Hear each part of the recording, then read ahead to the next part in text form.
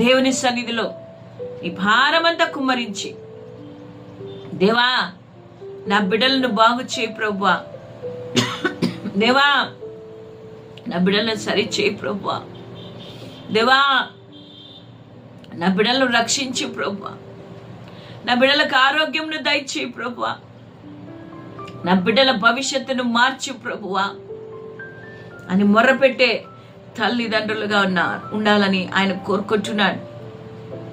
ఇంకా టైం ఉందిలే, ఇంకా సమయం ఉందిలే, పర్వాలేదులే, ఇంకా చిన్నపిల్లలే నా పిల్లలు అని నువ్వు ఒకవేళ నిర్లక్ష్యం చేస్తుంటున్నామేమో, యోబును గమనించండి. ప్రతి ఉదయమే దేవుని సన్నిధిలో నిలబడి బిడ్డలు ఒకవేళ పాపము చేశారేమో అని ఆయన దహన బలులు అర్పిస్తూ వచ్చాడు.